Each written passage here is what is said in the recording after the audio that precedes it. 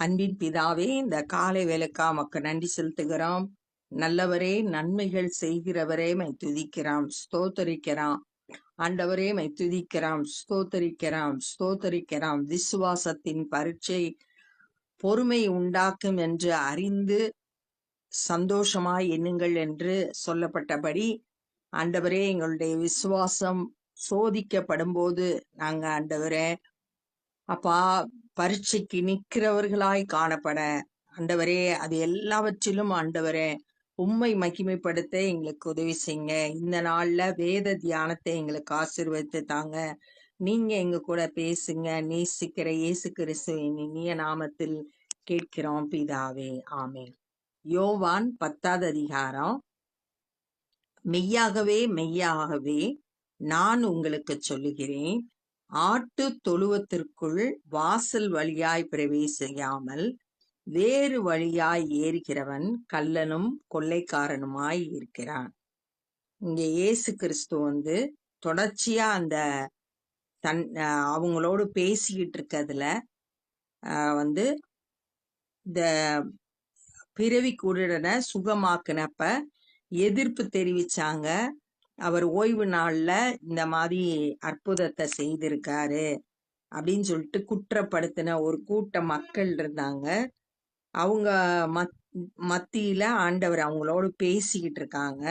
அந்த நேரத்துலதான் இப்ப என்ன சொல்றாங்கன்னா, வாசல் வழியா ஒரு ஆட்டு தொழுவம் இருக்கு, அதுல நிறைய ஆடுகள் இருக்கு.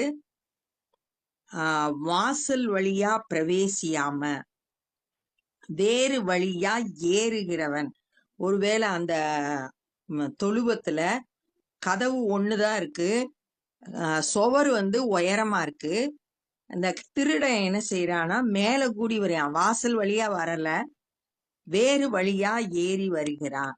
அவன் எப்படிப்பட்டவன்? கள்ளனும் கொள்ளைக்காரனுமா இருக்க. அவனோட நோக்கம் எல்லாம் ஆட திருடிட்டு போனோம் அப்படின்றதுதான். அவன் கரெக்டா சரியான பாதையில வரல, சுவர்ல ஏறி குதிச்சு வேறு வழியா அவன் ஏறி வர்றான். இங்க இந்த கள்ளனும் கொள்ளைக்காரனும் அப்படின்னு சொல்லிட்டு சொல்லப்பட்டிருக்கிறது. யார குறிச்சு இங்க சொல்லியிருக்காங்கன்னா, இயேசு கிறிஸ்து இப்ப ஆவிக்குரிய தலைவர்களான பரிசேயர் அங்க இருந்தவங்ககிட்ட தான் பேசிக்கிட்டு இருக்காரு. அவங்க என்ன செய்யறாங்கன்னா, இயேசு கிறிஸ்துவை ஏற்றுக்கொள்ளல. அப்படிப்பட்ட ஜனங்களை கள்ளரும் கொள்ளைக்காரனுமா சொல்றாங்க. வாசல் வழியாய் பிரவேசிக்கிறவனோ ஆடுகளின் மேய்ப்பனாய் இருக்கிறான்.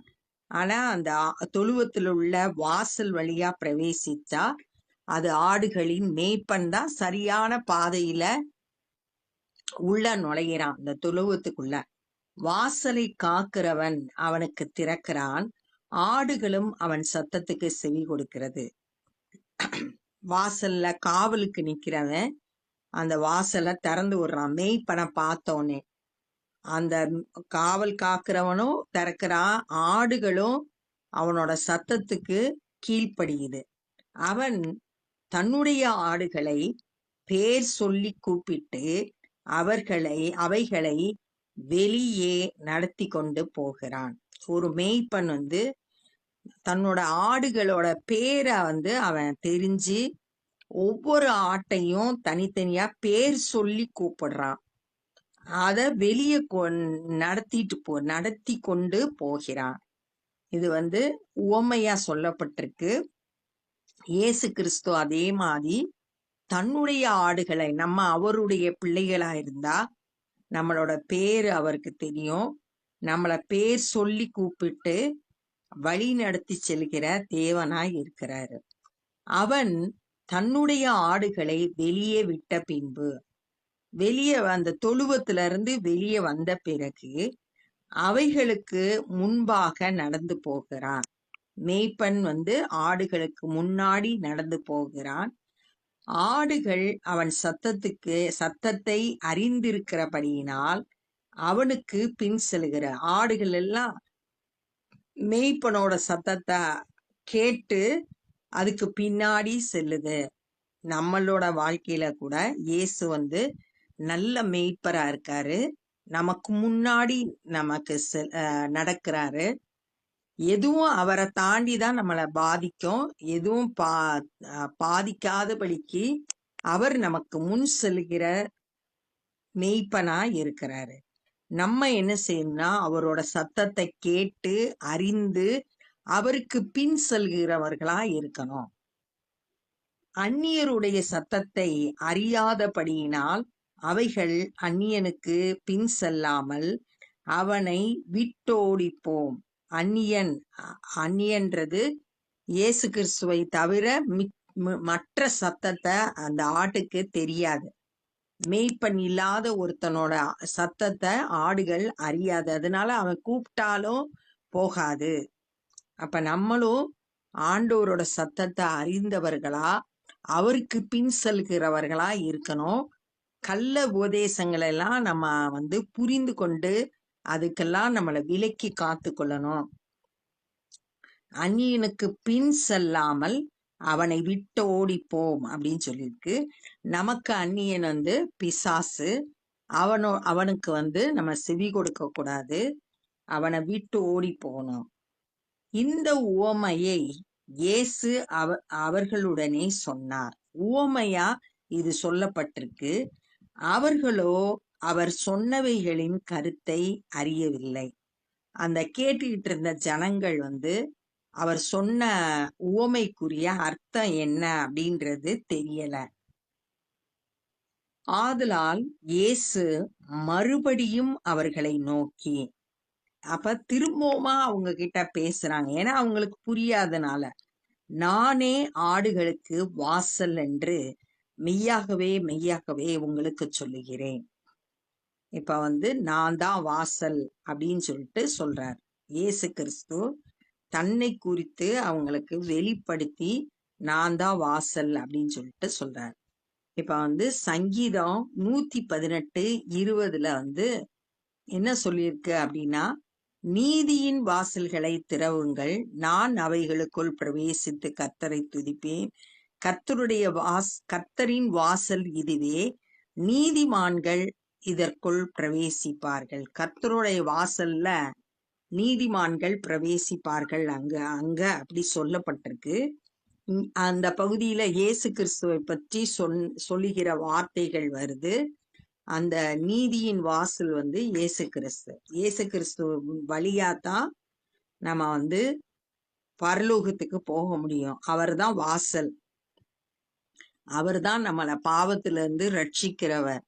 அந்த ரட்சிப்பை கொடுக்கிறது இயேசு கிறிஸ்து மாத்திரம்தான். அவர் வழியா பிரவேசித்தாதான் நம்ம ஜீவனுக்குள்ள பிரவேசிக்க முடியும். எனக்கு முன்னே வந்தவர்கள் எல்லாரும் கள்ளரும் கொள்ளைக்காரருமாய் இருக்கிறார்கள். எனக்கு முன்னே வந்தவர்கள் இங்க சொல்லியிருக்கிறது ஆவிக்குரிய தலைவர்களை, முன்னாடி அவங்கள வழி நடத்தி போன தலைவர்களை சொல்லியிருக்கு. அவங்களாம் கள்ளர் கொள்ளைக்காரர். அவங்க சரியான பாதையில நடத்தல அப்படின்னு. ஏன் அப்படின்னா, ஏற்கனவே 8வது அதிகாரத்துல உங்கள் பிதா 8வது அதிகாரம் 44வது வசனம், நீங்கள் பிசாசினால் உண்டானவர்கள், ஏன்னா பிசாசோட இச்சையின்படி நடக்கிறீங்க. அவன் ஆதி முதல் கொலை பாதகனாய் இருக்கிறான். அவன்கிட்ட சத்தியம் கிடையாது. அவன் பொய்யனும் பொய்க்கு பிதாவுமாய் இருக்கிறான் அப்படின்னு சொல்லிட்டு அந்த வசனம் சொல்லியிருக்கு. அந்த பரிசேயரை பார்த்து ஆண்டவர் பேசின வார்த்தைகள் இது. அவங்க எப்படிப்பட்டவங்களா இருக்காங்கன்னா, கள்ளரும் கொள்ளைக்காரருமா இருக்காங்க. அவங்க பிதா பிசாசு. அதனால பிசாசு எப்படி பொய் சொல்றானோ, மனுஷ கொலை பாதகனா இருக்கானோ, அது போல அவனை பின்பற்றுகிற ஜனங்களும் கள்ளரும் கொள்ளைக்காரருமாய் இருக்கிறார்கள். ஆடுகள் அவர்களுக்கு செவி கொடுக்கவில்லை. இயேசுவின் ஆடா இருந்தா நம்ம பிசாசுக்கு செவி கொடுக்க மாட்டோம். நானே வாசல், என் வழியாய் ஒருவன் உட்பிரவேசித்தால் அவன் ரட்சிக்கப்படுவான். இயேசுதான் ரட்சிப்புக்கான வாசல். அவர் வழியா நம்ம பிரவேசித்தோம்னா ரட்சிக்கப்படுவோம். அவர்தான் நமக்குரிய பாவத்துக்குரிய தண்டனையை அவர் ஏற்றுக்கொண்டு நமக்காக சிலுவையில பலியானார். அதை விசுவாசிக்கும் போது நம்மளுடைய பாவங்கள் மன்னிக்கப்பட்டு ரட்சிப்பை பெற்றுக்கொள்ளுகிறோம். இயேசு இல்லாம ரட்சிப்பு கிடையாது. அவர்தான் நமக்கு ரட்சகர். அவன் உள்ளும் புறமும் சென்று மேய்ச்சலை கண்டடைவான். வாசல் வழியா போனா உள்ளேயும் மேய்ச்சலை பார்க்கலாம், வெளியே வரும்போதும் மேய்ச்சலை பார்க்கலாம். உள்ளும் புறமும் சென்று மேய்ச்சலை கண்டடைவான். திருடன் திருடவும் கொல்லவும் அழிக்கவும் வருகிறானே அன்றி வேறொன்றுக்கும் வரான். ஒரு திருடனா இருந்தா அவன் திருடனோ திருடி அந்த ஆடுகளை திருடிட்டு போறதுக்கு, அழிக்கிறதுக்கு, ஒண்ணுமில்லாம பண்ணணும் அப்படின்றதுக்காகத்தான், அழிச்சு போடுறதுக்கு தான் வர்றான். அது மாதிரி பிசாசு நம்மளோட வாழ்க்கையில நம்மளை எப்படினாலும் அழிச்சு போட்டுறணும், நம்ம ஒண்ணுமில்லாம ஆக்கிடணும், நம்மளோட சந்தோஷம், சமாதானம், நம்மளோட ஆரோக்கியம், இது எல்லாத்தையும் ஒண்ணுமில்லாம ஆக்கணும்னு தான் அவன் வர்றான். வேறொன்றுக்கும் வரான். நானோ அவைகளுக்கு ஜீவன் உண்டாயிருக்கவும் அது பரிபூரணப்படவும் வந்தேன். இயேசு எதற்காக வந்தார்னா நமக்கு ஜீவனை கொடுக்கறதுக்காகவும் அது பரிபூரணப்படவும் வந்தார். இயேசு நமக்குள்ள இருக்கும்போது அது நமக்கு ஜீவனை கொடுக்குது. நம்ம வாழ்க்கை புது சிருஷ்டியாய் மாறுகிறோம். நம்மளோட விருப்பத்துல மாற்றம் ஏற்படுது, நம்மளோட செயல்கள்ல மாற்றம் ஏற்படுது. நம்ம ஆவிக்குரிய கனிகளை கொடுக்கிறவர்களா, ஆண்டவருடைய பின் செல்கிற ஆடுகளாய் ஒரு மாற்றம் பெற்று ஆண்டவருக்கு மகிமையான சாட்சிகளாய் வாழும்படியான ஸ்லாக்கியத்தை பெற்றுக்கொள்கிறோம். அவர் நமக்கு ஜீவனை கொடுக்கிறாரு. அது பரிபூரணப்படவும், அந்த ஜீவன் பரிபூரணப்படுறதுக்காகவும் இயேசு கிறிஸ்து வந்தார் அப்படின்னு சொல்லியிருக்கு. அப்ப இந்த நாள்ல நம்ம என்ன கற்றுக்கொள்றோம்னா, முதல்ல உவமையா சொல்லப்பட்டது என்னன்னா, ஒரு ஆட்டு தொழுவம் இருக்கு, அதுல வாசல் இருக்கு. வாசல் வழியா பிரவேசிக்கிறவன் மேய்ப்பன், வேறு வழியா பிரவேசிக்கிறவன் கள்ளனும் கொள்ளைக்காரனுமாய் இருக்கிறான். வாசலை காக்கிறவன் மேய்ப்பன் வரும்போது கதவுகளை திறந்து விடுறான். ஆடுகளும் அவனோட சத்தத்துக்கு செவி கொடுக்குது. மேய்ப்பன் ஆடுகளை பேர் சொல்லி அழைச்சு வெளியே கூட்டிட்டு போறான். வெளியே போன பிறகு ஆடுகளுக்கு முன்பாக அவன் செல்றான். ஆடுகள் அவனுக்கு பின் செல்லுது அவனோட சத்தத்தை கேட்டு. ஆனா மேய்ப்பன் இல்லாத மற்றவங்களோட சத்தத்தை ஆடுகளுக்கு தெரியாது, அதனால மற்றவங்க பின்னாடி போகல. இது என்ன அர்த்தம் அப்படின்னா, இயேசுதான் நமக்கு மேய்ப்பர்.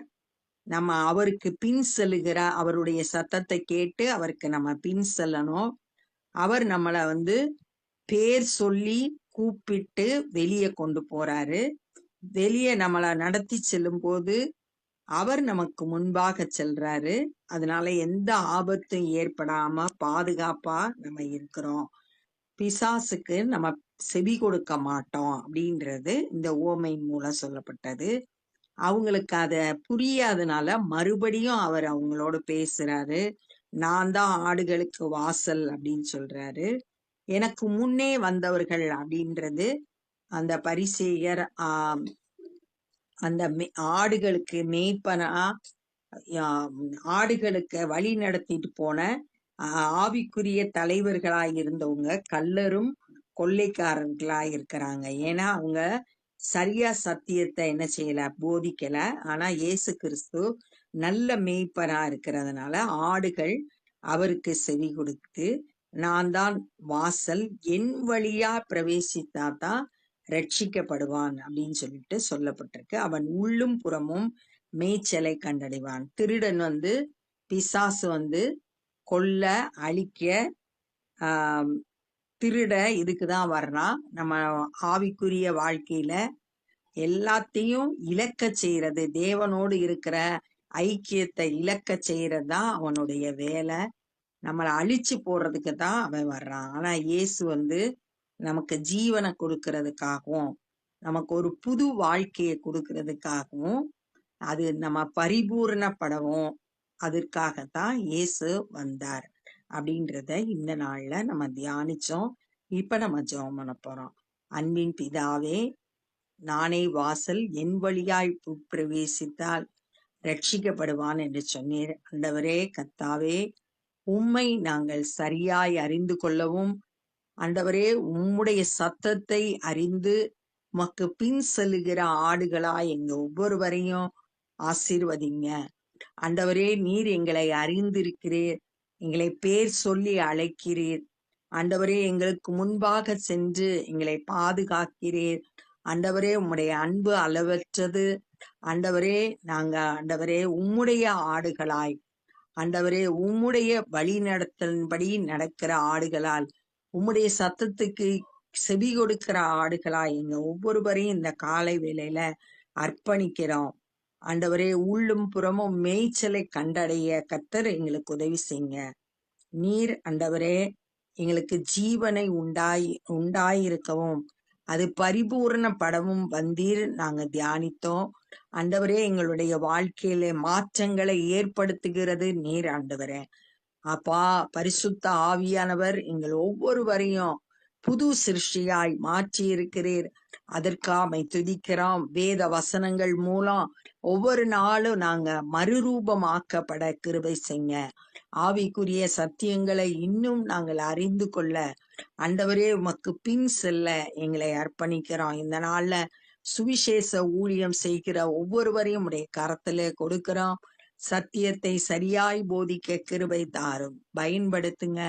அநேகர் உம்மை விசுவாசித்து ரட்சிக்கப்பட உதவி செய்ய, நாங்களும் ஆண்டவரே சுவிசேஷ பணியிலே எங்களால் இயன்றதை செய்ய கிருபை தாரும். எல்லா துதி கன மகிமையும் உமக்கே செலுத்துகிறோம். நேசிக்கிற இயேசு கிறிஸ்துவின் இனிய நாமத்தில் கேட்கிறோம் பிதாவே, ஆமென்.